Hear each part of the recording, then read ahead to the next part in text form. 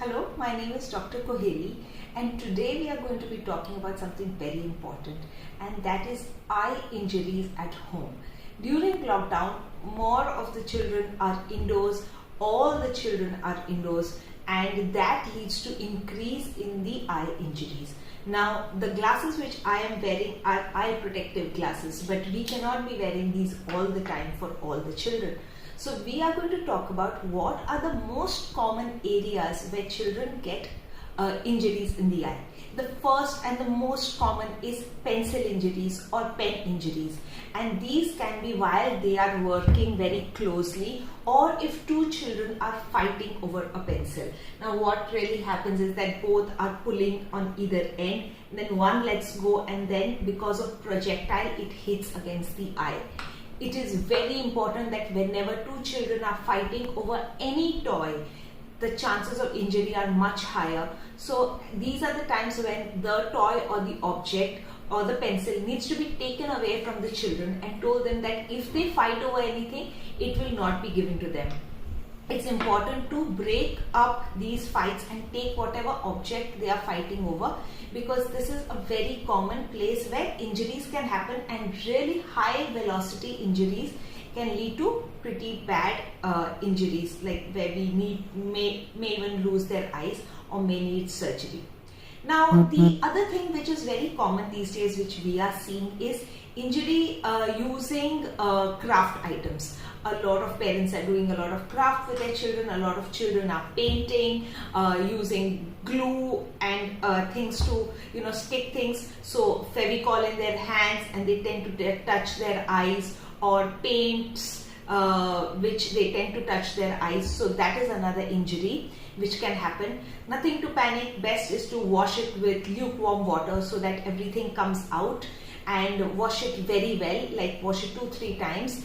And of course the child will cry, and crying, the tears itself will help to wash out most of the chemicals.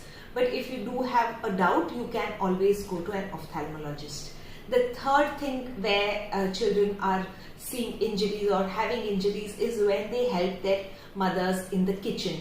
Children are really inquisitive to know what is going on in the kitchen, and during lockdown they really don't have any other place to play, and kitchens have so many interesting, dangerous things for them to get their hands on, right from simple things like forks, toothpicks, knives, to even things like vinegar, red chili powder, black pepper powder, any kind of powder which is lying around, and they'll touch their hands and then touch their eyes. So basic precautions which we are anyway taking for corona, which is like wash your hands, wipe your hands. So always see that your children wash their hands when they enter the kitchen, and wash it every time they want to. Basically, don't touch your face, and before leaving the kitchen, wash your hands, because a lot of chemicals, a lot of powders are there in the kitchen which can affect their eyes.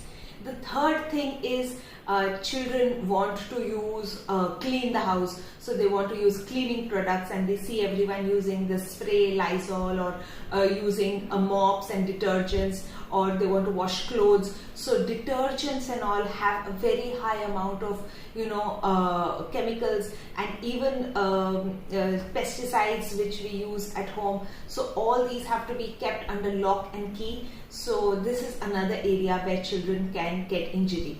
So basically, children just want to explore their environment, and they feel that the home is a very safe environment, and I do believe that it is safe. But when we go to see that in our houses, if we see the small areas, there are multiple areas where there are potentially dangerous things. And so just to reiterate, what are the potentially dangerous areas?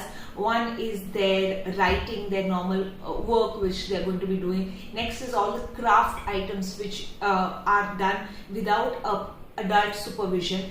The next is kitchen places. Again, if there's no adult supervision, more chances of injury. And fourth is cleaning products. The way to prevent these is with adult supervision, but of course it's not possible all the time. So just tell the children that these are potentially dangerous areas, And the next is, if there are more than one child, if there are two children, then the chances of injury always increase. So thing to look out for. And I hope this video helped you to keep your children safe during this lockdown period.